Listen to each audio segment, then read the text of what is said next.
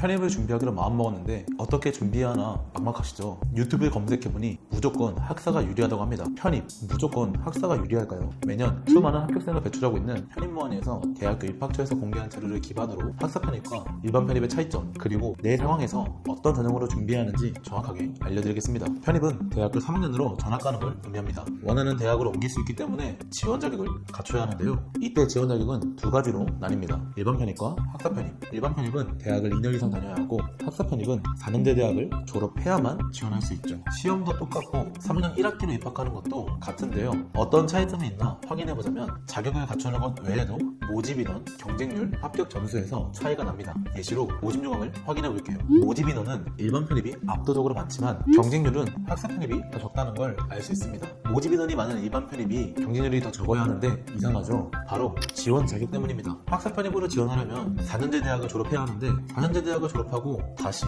대학교 3학년으로 입학하고 싶나요? 아니죠. 보통 편입보단 취업을 준비합니다. 학사 편입이 모집 인원은 적지만 경쟁자 수도 줄어드니 자연스럽게 경쟁률이 내려가는 것이죠. 뿐만 아니라 합격 점수도 차이가 큰데요. 예시로 가천대 전년도 입시 결과를 하나 더 보겠습니다. 일반 편입 합격 점수는 60에서 70점대, 학사 편입은 50에서 60점대 사이로 평균 10점 이상 차이가 납니다. 10점은 무려 3문제 차이입니다. 한 문제만으로도 합격과 불합격이 나뉘는 시험인데 무려 3문제입니다. 심지어 가천대 화학과는 일반과 학사가 20점이 넘게 차이가 납니다. 확인해보니 경쟁률과 합격 점수가 낮은 학사 편입이 유리한 게 맞네요. 하지만 모두가 학사 편입으로 준비할 수 있는 건 아니니 상황별로 일반과 학사를 추천해드리겠습니다. 인문계는 학사가 정답이다, 자연계는 일반 편입으로 충분하다, 한 번씩은 들어본 말이죠. 오늘 이 영상으로 정리해드리겠습니다. 대학교와 병행하시는 분들은 일반 편입으로 준비하시고요. 학사 편입은 학점하는 대로 준비하시는 분들만 지원하면 됩니다. 그 이유는 시간적 손실을 최소화하기 위해서인데요. 대학교에서 학사 편입을 준비하면 4년제 대학을 졸업해야만 지원할 수 있습니다. 보통 대학을 졸업하면 취업을 준비하지 다른 대학으로 옮기고 싶다는 생각은 잘 안 하잖아요. 마찬가지입니다. 또 남학생들은 군대까지 다녀와야 하기 때문에 졸업하고 학사 편입으로 준비하면 27살에 3학년이 됩니다. 쉽지 않은 결정이죠. 그래서 보통은 대학과 병행하시는 분들은 일반 편입으로 준비하시고, 학사 편입은 학점하는 대로 준비하시는 분들만 지원하는 게 일반적입니다. 여기서 말하는 학점하는 데는 짧으면 1년, 길어도 2년이면 학사 편입 자격을 갖출 수 있기 때문에 대학교에서 준비하는 것보다는 훨씬 여유롭거든요. 그러니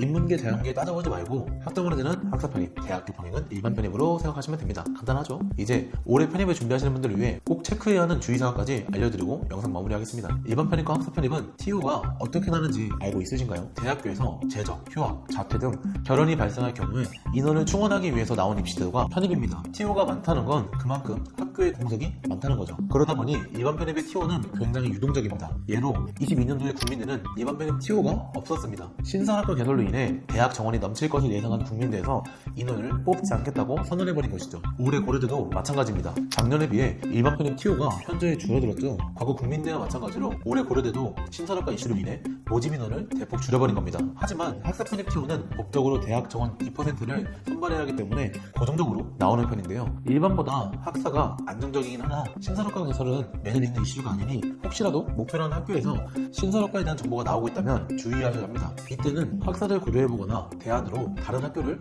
1순위로 생각해서 유동적인 포지션을 가져가시기 바랍니다. 편입 합격은 상대평가입니다. 정해진 합격 점수가 없고 성적선으로 학생들을 줄 세운 다음에 합격생을 선발하는 방식이죠. 그러다 보니 TO와 경쟁률만 신경 쓸 게 아니라 내가 누구와 경쟁할지를 생각해봐야 합니다. 앞에서 말한 것처럼 대학을 졸업하면 편입보단 취업을 우선적으로 생각하죠. 그러다 보니 학사 편입을 준비하는 학생분들은 전문대 졸업 혹은 대학을 자퇴하고 학점하는 대로 자격을 갖춘 학생들이 대부분입니다. 대학을 2년만 다니고 지원하는 일반 편입은 인서울 중위권, 하위권 학생들이 잠재적 경쟁자가 되는 것이죠. 학사 편입의 합격 점수가 더 낮다는 건 경쟁자들의 수준이 낮다는 것과 같습니다. 내가 베이스가 좋지 않다면 학사 편입이 정답입니다. 저희가 요즘 자주 받는 질문인데요. 대학교 3학년도 지원할 수 있나요? 지원할 수 있습니다. 일반 편입의 기준은 대학교에서 4학기 이상 수료한 사람만 지원할 수 있습니다. 5학기, 6학기를 수료해도 문제없이 지원할 수 있으니 대학 다니면서 일반 편입으로 준비하시는 분들은 매년 일반 편입으로 준비하시면 됩니다. 자, 이렇게 오늘은 일반 편입과 학사 편입에 대해 알아보았는데요. 학점하려고 학사 편입이 유리하다고 말하는 건 아니냐라고 말할 수 있지만 편입 학원에서조차 가능한 학생들은 학사 편입을 권장하는 편입니다. 정확한 통계 자료가 말해주고 있잖아요. 합격 점수가 낮다는 건 팩트이니 부정할 수 없습니다.